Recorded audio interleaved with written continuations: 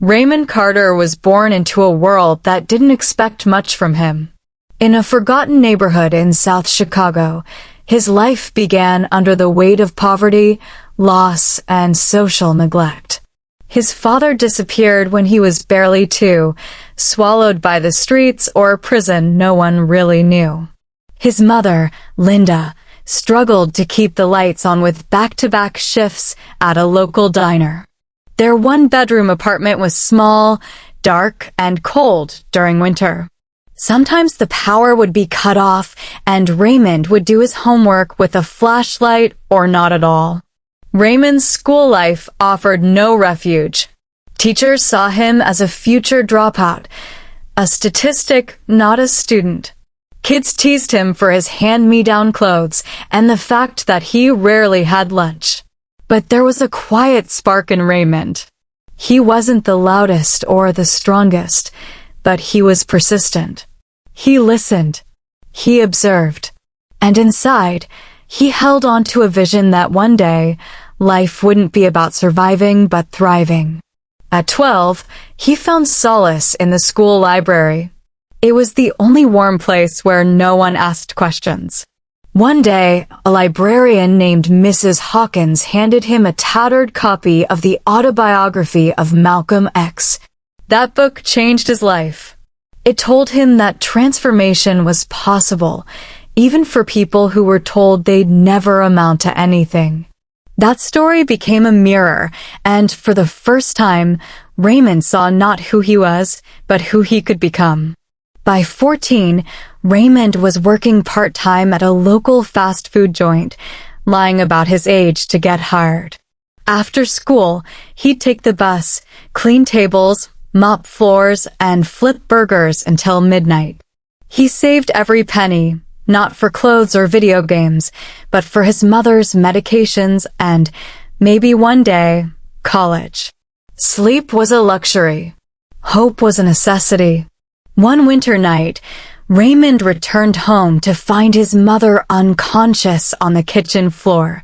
She had collapsed from exhaustion and untreated diabetes. The hospital bills that followed wiped out their savings. They were served an eviction notice a month later.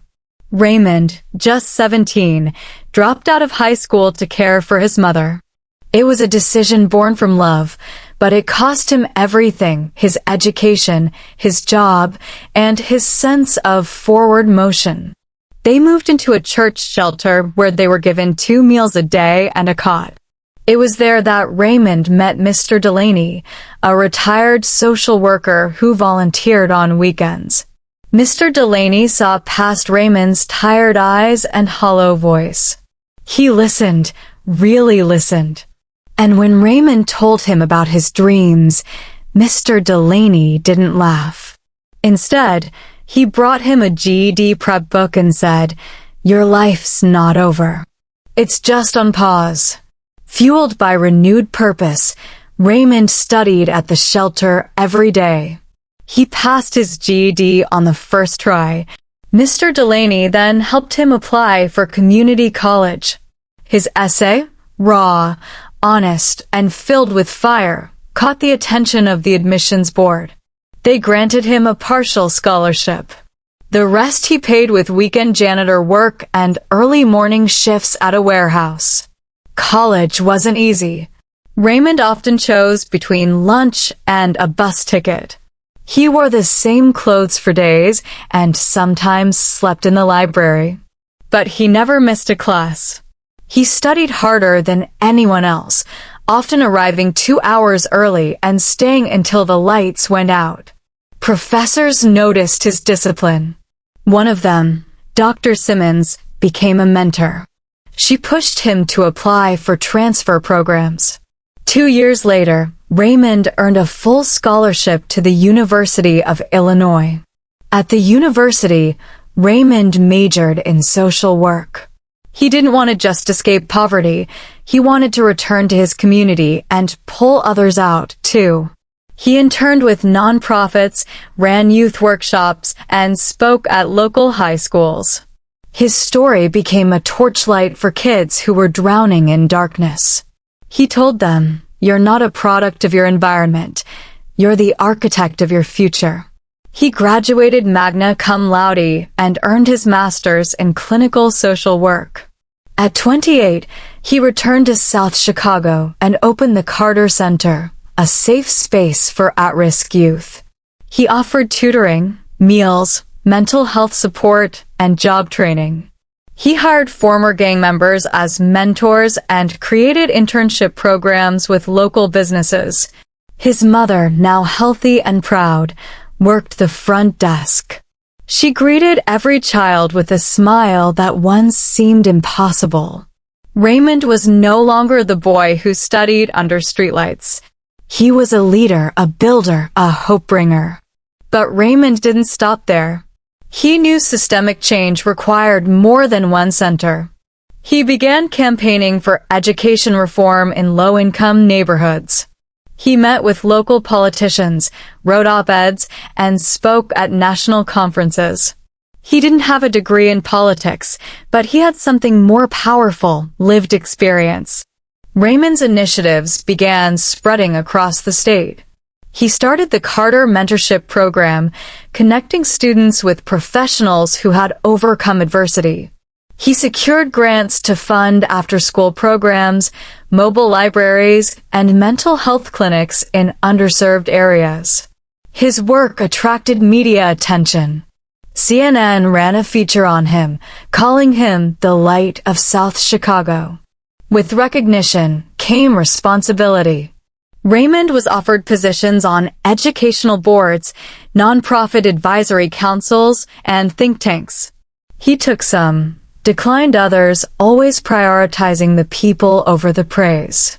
Despite national invitations, he still spent Friday evenings at the Carter Center, sitting with troubled teens or helping someone with a college essay. At 33, he was invited to speak at a major university commencement. His speech went viral. He said, "Success isn't measured by the title before your name, but by the impact behind your actions. I was once homeless, hungry, and hopeless. But I wasn't powerless. None of us are." That speech reached millions. Letters poured in from youth in prisons, teachers in rural towns, single moms, and even CEOs who said they'd lost their way. Raymond replied to as many as he could, often with one line, "Your story isn't finished yet. Keep writing." In the years that followed, Raymond started a podcast sharing stories of ordinary people doing extraordinary things. He released a book titled From the Floor to the Front Row, which became a bestseller. He donated all profits to youth empowerment programs.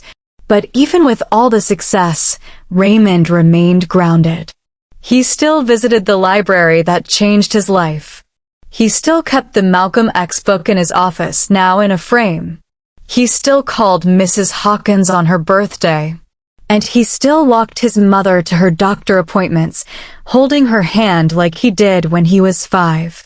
By 40, Raymond Carter had become a symbol of resilience. But to him, he was just a man who refused to quit. A man who once had nothing but turned that nothing into a movement. A man who believed in the power of one voice, one action, one choice. And through it all, he never stopped asking the same question. If I made it out, who else can I help rise? Moral: real success is not defined by what you earn, but by what you return. Raymond Carter's story reminds us that adversity is not the end. It's the beginning of something far greater.